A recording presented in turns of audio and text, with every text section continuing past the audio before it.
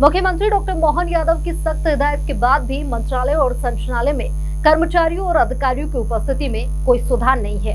हालात इतने खराब है कि कर्मचारी ना तो सुबह 9 बजे आते हैं और न ही शाम 6 बजे तक ऑफिस में रहते हैं। डॉक्टर मोहन यादव के मुख्यमंत्री बनने के बाद आम जनता में यहाँ आशा जगी थी कि मामा राज में जिस तरह से सरकारी कार्यालयों में भर्राशाही व लापरवाही का आलम था वहाँ दूर होगा, लेकिन हालात जस के तस बने हुए हैं।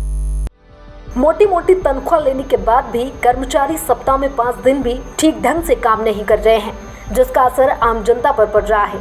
बीते सप्ताह मुख्यमंत्री डॉक्टर मोहन यादव के निर्देश पर मुख्य सचिव अनुराग जैन ने मंत्रालय में छापामार कार्रवाई कराई थी, लेकिन यहां केवल औपचारिकता साबित हुई।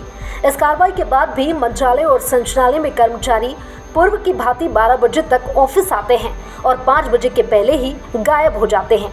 आम जनता अब यहां पूछने लगी है कि सरकारी कर्मचारियों और अधिकारियों पर इतनी भारी भरकम राशि खर्च करने की जरूरत ही क्या है, जब उन्हें काम में ही रुचि नहीं है। जिला स्तर के सरकारी कार्यालयों की तो हालत और भी बुरी है। भोपाल के जिला अध्यक्ष कार्यालय में तो कर्मचारियों और अधिकारियों के आने जाने का समय ही निश्चित नहीं है। खुद कलेक्टर ही इसका शिकार है। आम जनता उनसे मिलने के लिए भटकती रहती है।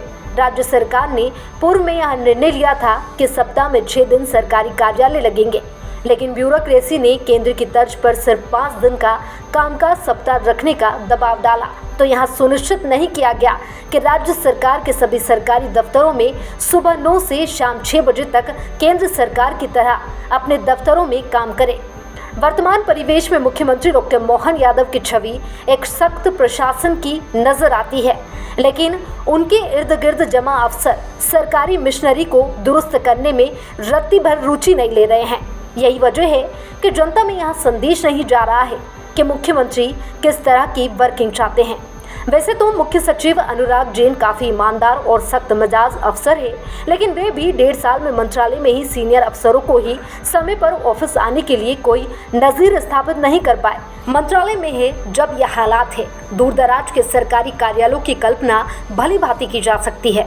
अब यहाँ ब्यूरोक्रेसी को भी सोचना होगा कि जनता की जिस गाड़ी कमाई से वे मोटे वेतन लेते हैं, उसके साथ में कितना अन्याय कर रहे हैं।